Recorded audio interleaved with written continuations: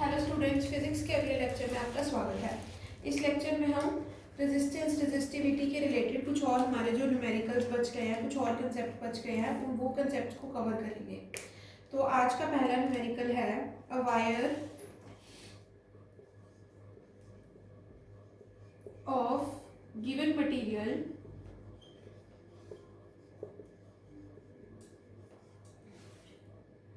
having length L and area of cross section R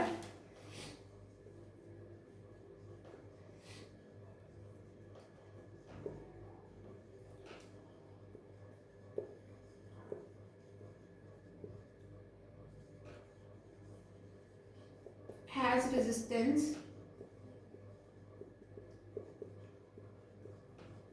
4 ohm.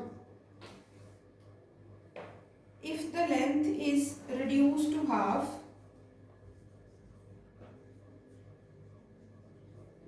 if length is reduced to half and area is doubled,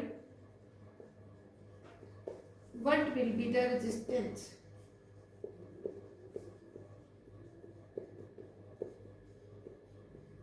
अब ये काफी simple सा question है। सबसे पहले आप स्टेटमेंट पढ़ो। A wire of given material having length L and area of cross section A। सबसे पहले हमें वायर दे रखी है और एक पर्टिकुलर मटेरियल की वायर दे रखी है। उसका लेंथ क्या है? उसका लेंथ है L और उसका एरिया ऑफ क्रॉस सेक्शन कितना है? A।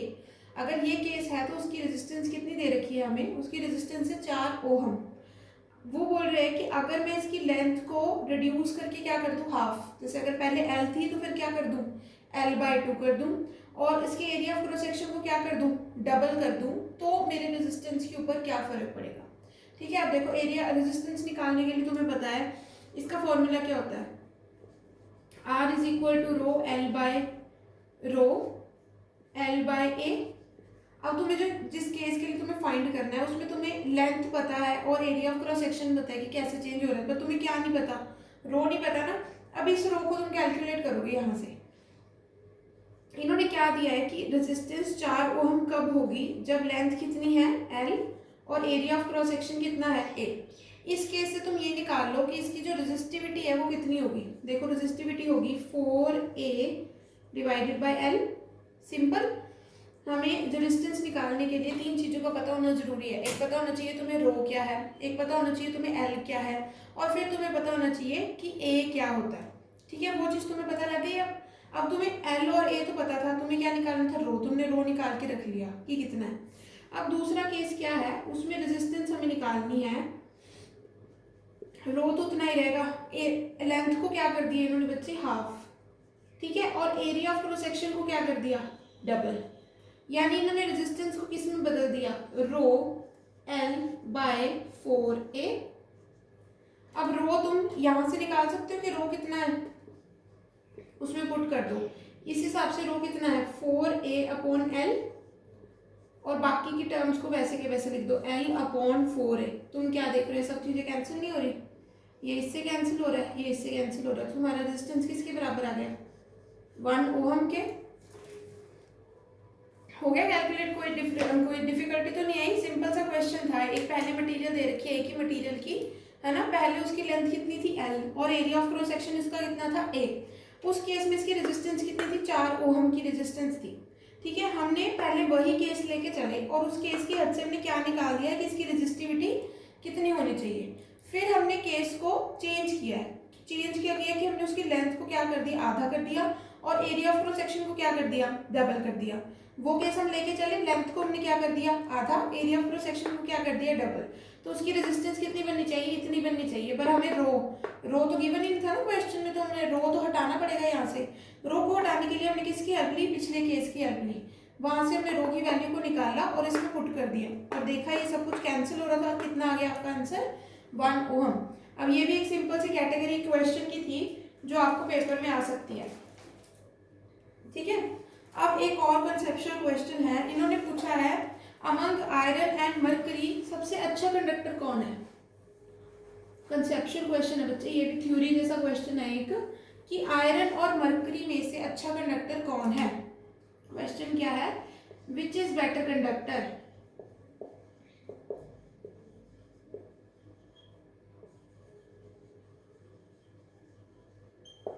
आयरन और मर्क्यूरी। और इस क्वेश्चन के साथ उन्होंने एक चीज भी दे रखी है कि रेजिस्टिविटी आयरन की कितनी है, वो तो 10 × 10⁻⁻8 ओहम मीटर है। और रेजिस्टिविटी मरकरी की, मरकरी का सिंबल क्या होता है, Hg, वो कितनी है 94 × 10⁻⁻8 ओहम मीटर। ये चीजें तुम्हें गिवन है, तुम्हें निकालने को बोला गया है कि रेजिस्टिविटी कितनी होगी। ठीक है, अब देखो अभी बेटर कंडक्टर कौन होगा, तो बेटर कंडक्टर कौन होगा बच्चे, जिसकी रेजिस्टिविटी कम होगी। अब रेजिस्टिविटी किसकी कम है, रेजिस्टिविटी तुम्हें यहाँ देखने में पता लग रहा है ना किसकी कम है, आयरन की कम है ना। देखो इसकी तो 94 × 10⁻⁻8 है, इसकी कितनी है 10 × -8 है ना। तो रेजिस्टिविटी किसकी कम है, आयरन की कम है। तो बेटर कंडक्टर कौन होगा आपका यहाँ पे, आयरन आपका क्या होगा, बेटर कंडक्टर। और एक दूसरा कंसेप्चुअल क्वेश्चन तुम्हारी बुक में पूछा गया है कि इलेक्ट्रिक आयरन हीटर को और आयरन प्रेस को तुम एलॉय से क्यों बनाते हो। देखो ये क्वेश्चन मैं रिपीट नहीं करूंगी, ये हमने पिछली वीडियो में किया था। ये हम क्यों बनाते हैं, क्योंकि एलॉय सबसे पहले ऑक्सीडाइज नहीं होते, और दूसरी बात क्या है कि ये एक अच्छे रेजिस्टेंस प्रोवाइड करते हैं, और जिनकी रेजिस्टेंस ज़्यादा होती है वो जल्दी हीटअप हो जाते हैं। इसके कारण हमें वो एलॉयज बेटर रहते हैं अगर हमने इलेक्ट्रिक हीटर या इलेक्ट्रिक आयरन जैसी कोई चीज़ बनानी हो। तो ये रेजिस्टेंस, रेजिस्टिविटी और ओम्स लॉ का टॉपिक यहीं पे खत्म होता है। हमने इसके रिलेटेड हर एक तरीके की चीज़ कर ली, हमने न्यूमेरिकल भी कर लिए, कंसेप्चुअल क्वेश्चन भी कर लिए, सब कुछ कर लिया। हमारा अगला टॉपिक होगा रेजिस्टेंस कम्बिनेशन के बारे में। क्या होगा हमारा अगला टॉपिक, रेजिस्टेंस कम्बिनेशन। अभी तक जो मैंने आपको जैसे पिछले लेक्चर में किसी भी सर्किट के अंदर मैंने आपको रेजिस्टेंस लगा के दिखाई है कि मान लो एक सर्किट के अंदर रेजिस्टेंस कैसे लगाते हैं, तो हमने क्या किया था, बस जैसे बल्ब ले लिया था, एक रेजिस्टेंस लगा दी, साथ में एक हमने क्या लगा दी, उसके की लगा दी, और इसको किससे जोड़ दिया, बैटरी से जोड़ दिया। हमने ऐसे सिंपल सर्किट ही की है ना। बट एक्चुअल में रियल लाइफ में सर्किट इतने सिंपल नहीं बनते बच्चे। जैसे आपके अगर मान लो आपका ट्रांसफार्मर एक ही होगा जिससे आपके कितने सारे घरों की बिजली सप्लाई हो रही होगी, है ना। और आपके घर में भी कितनी अप्लायंसेस लगे होंगे, टीवी, फ्रिज, लाइट, फैन, है ना, और वो भी कितने डिफरेंट रूम्स में। और फर्दर हमने वैसे भी सॉकेट्स छोड़े होते हैं, है ना, जहाँ पे हम जैसे फ़ोन चार्ज पे लगाते हैं, लैपटॉप चार्ज पे लगाते हैं। तो वो सब कुछ क्या है, उन सब में भी कुछ ना कुछ जगह पे क्या लगा होता है, रेजिस्टेंस लगी होती है। अब ये देखो हर एक रेजिस्टेंस ऐसे सिंबल तो नहीं लग सकती ना, जैसे एक ही तरफ लग जाए, तो रेजिस्टेंस भी अलग अलग तरीके के कॉम्बिनेशंस में लग सकती है। तो अभी बेसिकली तुम्हारे पास रेजिस्टेंस को कंबाइन करने के लिए दो तरीके के कॉम्बिनेशन होते हैं। एक होते हैं बच्चे आपके पास सीरीज कॉम्बिनेशन, और एक कॉम्बिनेशन आपके पास होता है पैरेलल कॉम्बिनेशन। अब ये दोनों कॉम्बिनेशन अलग अलग तरीके से जोड़े जाते हैं। जैसे सीरीज कॉम्बिनेशन, अब सबसे पहले मैं आपको ड्रॉ करके दिखाती हूँ कि सीरीज कॉम्बिनेशन को कैसे जोड़ा जाता है।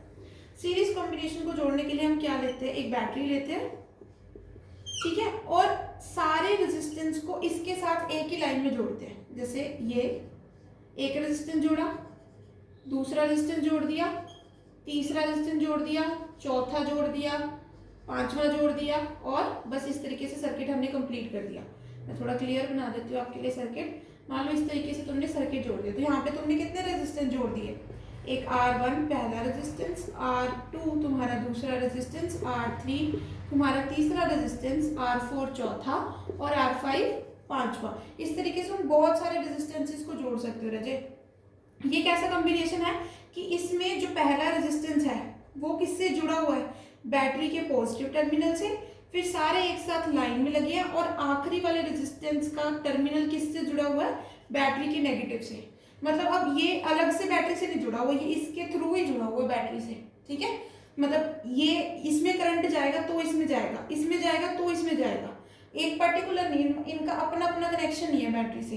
इस तरीके के कॉम्बिनेशन को हम क्या बोलते हैं बच्चे, इस तरीके के कॉम्बिनेशन को बोला जाता है सीरीज कॉम्बिनेशन। अब नेक्स्ट हम देखते हैं पैरेलल कॉम्बिनेशन कैसे ड्रॉ किया जाता है, ठीक है। ये चीजें आप तुम अपनी कॉपीज में नोट करके रखना। पैरेलल कॉम्बिनेशन में क्या करते हैं, उसी तरीके से हम बैटरी लगाते हैं। अब इसमें क्या है, हर एक रेजिस्टेंस अपने हिसाब से जुड़ा होता है। जैसे ये मान लो तुम्हारा पहला रेजिस्टेंस, ये दूसरा, ये तीसरा, ये चौथा, ये पांचवा, और ये सब कुछ अलग अलग किससे जुड़ गए, बैटरी के साथ जुड़ गए।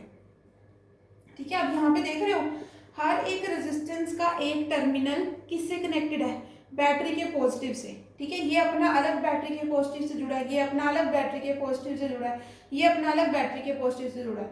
और इन रेजिस्टेंस की जो दूसरी साइड है, जैसे ये वाला टर्मिनल है, ये तो किससे जुड़ा है, पॉजिटिव से, तो इसका जो दूसरा टर्मिनल है देखो किससे जुड़ा है, सीधा नेगेटिव से जुड़ा हुआ है। और जब ये बीच में से जुड़ा हुआ तो बीच में कोई रेजिस्टेंस नहीं आ रही, जैसे सीरीज में तो अलग अलग रेजिस्टेंस आपस में जुड़े हुए थे और उनका एक सिरा हमने पॉजिटिव से लगा दिए थे, एक सिरा नेगेटिव से। पर यहाँ पे क्या है रजे, हर एक रेजिस्टेंस अपना अलग से पॉजिटिव के साथ जुड़ा है और अपना अलग से किसके साथ जुड़ा है, नेगेटिव के साथ जुड़ा है।